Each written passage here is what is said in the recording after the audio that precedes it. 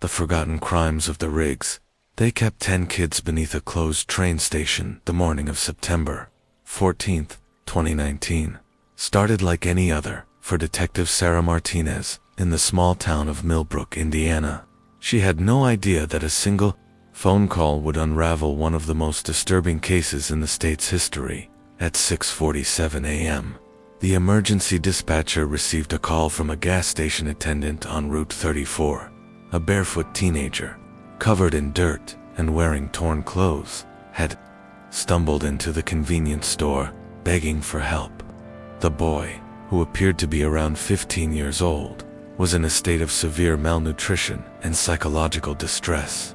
When asked his name, he whispered words that would send chills down everyone's spine. "I escaped from the underground." Detective Martinez arrived at Millbrook General Hospital 30 minutes later. The teenager, who would later be identified as Marcus Thompson, had been missing for 3 years from a town 60 miles away. His disappearance had been extensively investigated, with search parties combing through forests and abandoned buildings, but no trace had ever been found. Now, here he was, alive but bearing the unmistakable signs of prolonged captivity. Marcus's account was both horrifying and specific. He described being held in a series of underground chambers beneath what he called the old train place. He spoke of other children, 9 others who were still trapped below. He mentioned the Riggs family by name: Harold Riggs, his wife Margaret, and their adult son Thomas. According to Marcus, they had been operating this underground prison for years, systematically abducting children from different towns across 3 counties. The abandoned Millbrook Central Station had been closed since 1987, when the railway line was decommissioned. The Victorian-era building sat on the outskirts of town, its boarded windows and rust-stained facade making it an eyesore that most residents simply ignored. The property belonged to Harold Riggs, a 68-year-old retired railroad worker who had purchased it from the county for a fraction of its value in 1991, claiming he wanted to restore it as a historical landmark. Harold Riggs was known in the community as a quiet, religious man who kept to himself. His wife Margaret worked part-time at the local library, and their son Thomas helped run a small auto repair shop on the other side of town. They attended Millbrook Methodist Church every Sunday and had lived in the same modest house on Elm Street for over 20 years.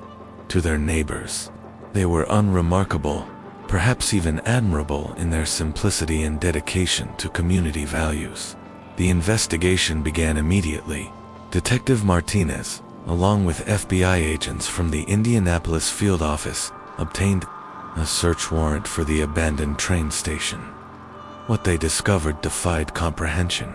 Beneath the main platform, hidden behind what appeared to be a solid concrete wall, lay a network of interconnected chambers.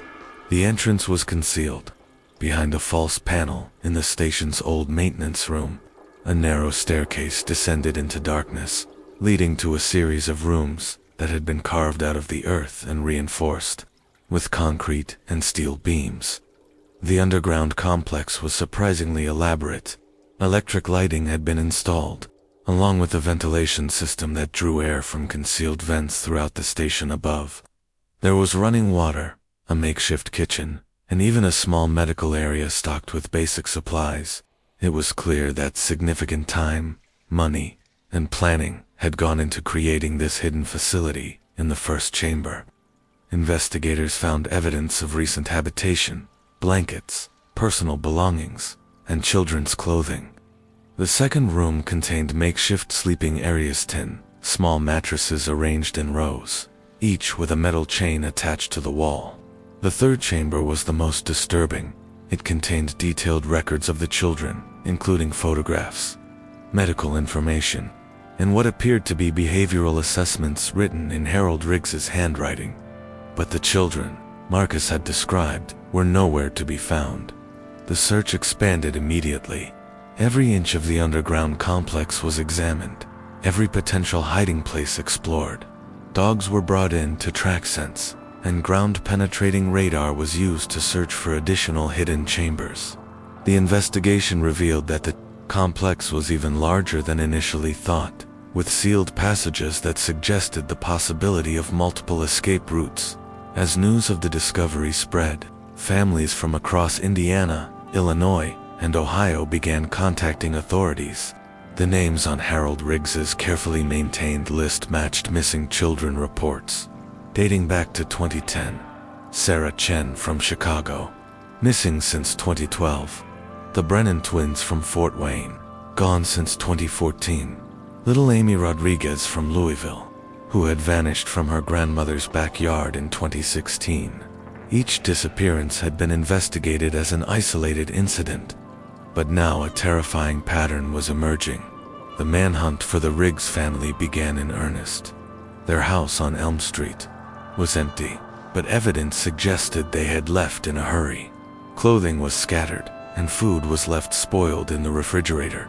The family's 2 vehicles were missing, and their bank accounts had been emptied 3 days earlier, just 2 days before Marcus Thompson's escape. As investigators worked around the clock to locate the missing family and the 9 children still unaccounted for, Marcus Thompson continued to provide crucial information from his hospital bed. He described the daily routines imposed by his captors, the psychological manipulation used to keep the children compliant, and most importantly, he revealed that Harold Riggs had often spoken about the safe place where they would take the children if their hiding spot was ever discovered. The clock was ticking. Somewhere, 9 children were still in the hands of their captors, and every hour that passed reduced the chances of finding them alive. The search for the Riggs family and the 9 missing children became the largest manhunt in Indiana's recent history. FBI agents, state police, and local law enforcement agencies coordinated their efforts across multiple states, following every lead and pursuing every possible connection.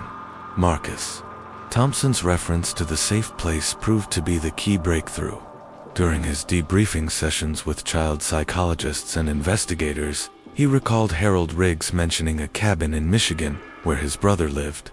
Property records revealed that Harold's younger brother, Robert Riggs, owned 40 acres of wooded land near Kalamazoo, complete with a remote cabin that had been in the family for decades. The Michigan State Police, working in coordination with the FBI, conducted surveillance of the property for 24 hours before moving in. What they found confirmed their worst fears and provided the evidence needed to understand the full scope of the Riggs family's crimes. The cabin itself was modest, but like the train station, it concealed a more sinister purpose. A hidden basement had been converted into holding cells, and it was here that the 9 children were found. They were alive, but their condition told a story of systematic abuse and psychological manipulation that would take years of therapy to fully address. The children ranged in age from 8 to 16, with the youngest being Amy Rodriguez, now 12 years old, who had been held captive for 4 years. Each child showed signs of malnutrition, psychological trauma, and the kind of learned helplessness that comes from prolonged captivity.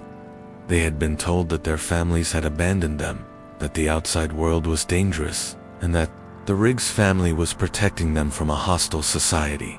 Harold, Margaret, and Thomas Riggs were arrested without incident. The family's capture revealed the methodical nature of their operation.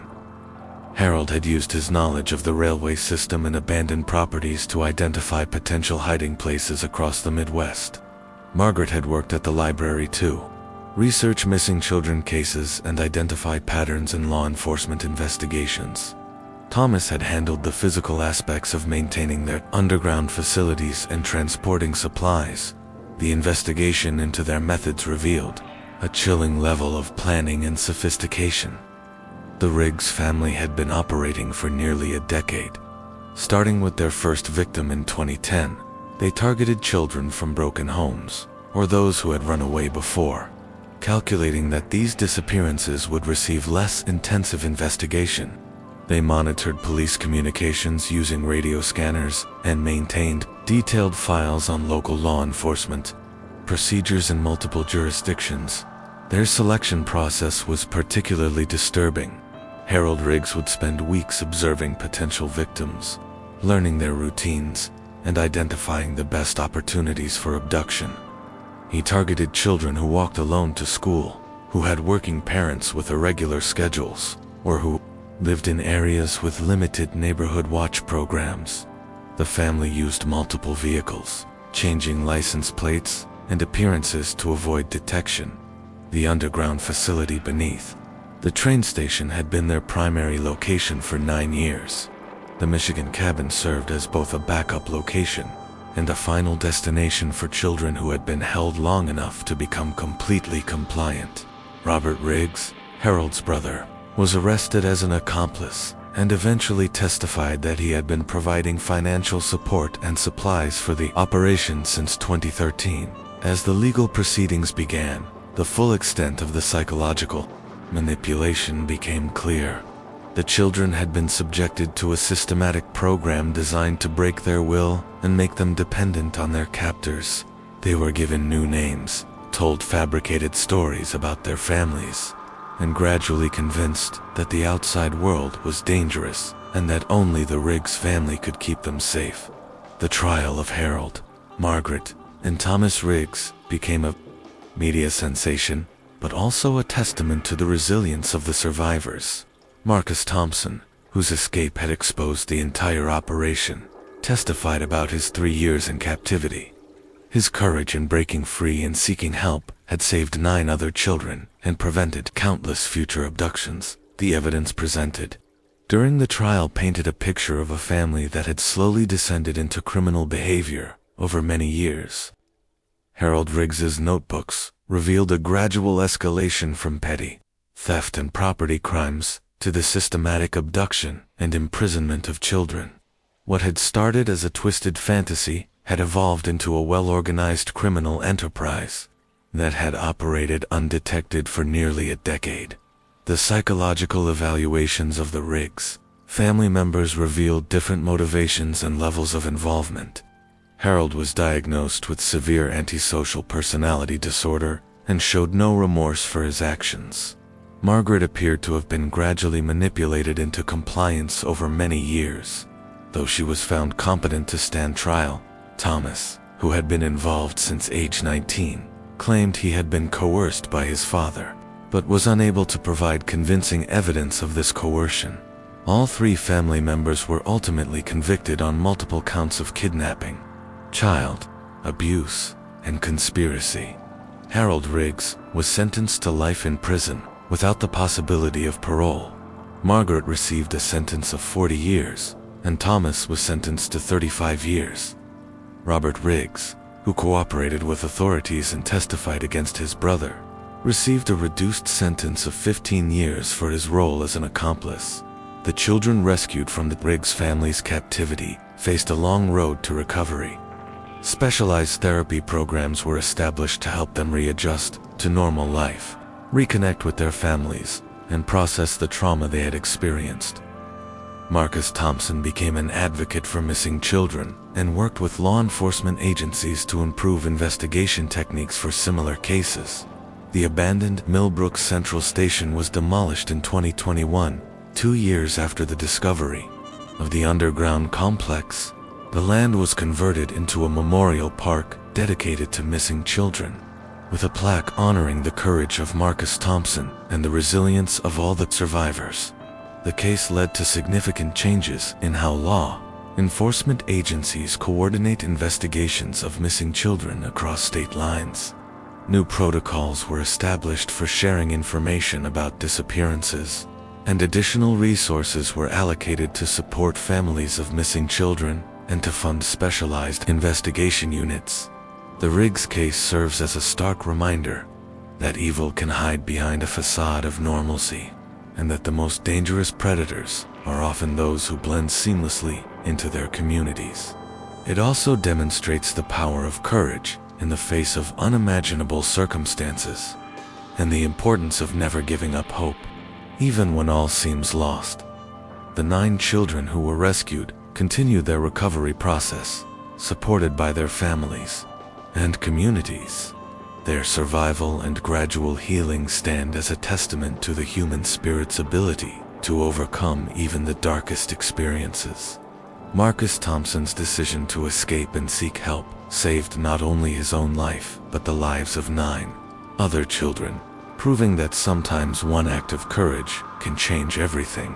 Thank you for watching another tale unfold here on NW Storytime. Every story hides a secret, and tonight you uncovered another one. Tell me in the comments where you're watching from. I'd love to know how far these stories travel. If you enjoyed this mystery, don't forget to like, share, and subscribe. It helps us keep the secrets alive. Until next time, stay curious,